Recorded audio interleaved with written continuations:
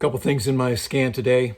The first is this tweet by General Flynn. You remember him, the guy who was screaming, "Lock her up," at the Republican National Convention in 2016, retired Army officer who had served General McChrystal as his intel chief in Afghanistan and went on to be the head of the National Security Council for 24 days before he was removed for lying to the FBI and the vice president about whether or not he'd communicated with the Russians. He's been recently pardoned by President Trump, but today he tweeted a press release by an organization, ironically enough, called We the People Convention. And in this tweet, he basically cover copies a bunch of the usual suspects, including his lawyer, Sidney Powell, she of Dominion and Venezuelan conspiracy theories, recently removed from the Trump legal team that's trying to overturn the election. Dan Scavino, the social media White House guy, Lou Dobbs of Fox Business Channel, and Maria Bartiromo, and Mark Levin. So folks who are very much in the Trump camp, he added them to this press release. And this press release is pretty amazing in terms of what it says. So let's just assume that by tweeting this, maybe this is a leap in logic, but let's assume by tweeting this that the General Flynn agrees with its sentiment. So let me read this to you. When the legislators, courts, and/or Congress fail to do their duty under the 12th Amendment, you must be ready, Mr. President, to immediately declare a limited form of martial law and temporarily suspend the Constitution and civilian control of these federal elections for the sole purpose of having the military oversee a national revote. A vote that assures a fair election in every jurisdiction and reflects the true will of the people. Federal candidates only, paper ballots, no computers, hand counted with both parties watching every vote. Only registered voters, photo ID to prove residence. Conducted safely with everyone wearing masks and 6 feet apart, just like we did in Ohio. Only then can winning candidate be accepted as legitimate by a true majority of we the people. Again, the irony of evoking the preamble of the Constitution and in the same breath suggesting that we suspend the Constitution because you don't like the outcome.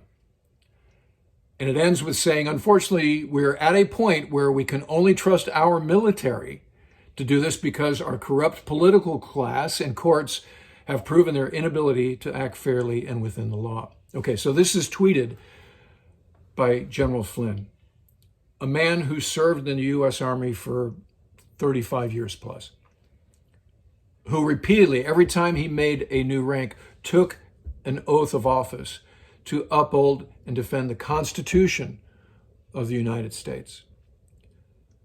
So we've jumped the shark here with respect to what Trump acolytes are willing to do to overturn a free and fair election.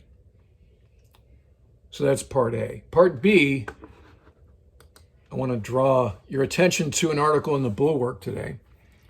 It's by a guy named Mark Becker, who was a Brown County supervisor, a former Brown County supervisor in Wisconsin. And the title of this article is My Call with Ron Johnson, he knows Biden won but won't admit it. So we all know Ron Johnson, right? Senator Ron Johnson, one of the senators from Wisconsin. He's right out of central casting for a politician. White, very Presbyterian looking. I have no idea what his religious affiliation is. White hair, sky blue eyes. And he's emerged during the Trump era as a lawmaker squarely in Trump's camp. And like a lot of us have suspected, and we've heard rumor and innuendo that in private environments, these heretofore reasonable guys, before the era of Trump, folks who were reasonable, would admit that they don't agree with the chaos and name calling and the other negative attributes of Trumpism. So Mark Becker writes this article in today's The Bulwark that I am going to call a must read. So he has this phone conversation recently with Senator Johnson. And in that conversation, the senator admits that Biden won a free and fair election. And so when Mark Becker asks him, why don't you say this publicly? Ron Johnson says, if I did that, that would be political suicide. So this gets back to what I was talking about yesterday, about what is the state of the GOP going to be after Trump leaves office? What is the future of Trumpism? And this article is prescriptive with respect to that, because what it suggests is Trumpism will outlast Trump. So let me just read the end of this article because it really does sort of set the scene.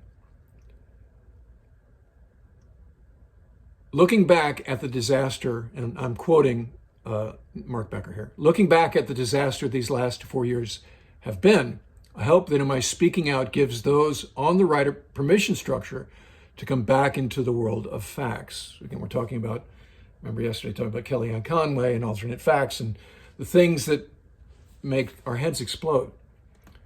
And this is the most important line, because this is the conversation I've had with Academy classmates, people I used to respect in terms of their outlook. You can support the good things President Trump did without lying about how our elections were rigged by Venezuela. Conspiracies and realities are causing our society to crumble. We can't move forward together when we acknowledge reality in private and then peddle falsehoods in public. It's bad enough when people in the media do this, but we need more from our elected officials. They are servants first and foremost. Servants not just of one party, but of all their constituents. They owe us more. That is a beautiful sentiment. So check out this article. Again, it's called My Call with Ron Johnson. He knows Biden won but won't admit it on today's Bulwark. Okay, that'll do it for today's episode. We'll talk to you again soon. If you like this, please like it and subscribe to my channel. Thanks.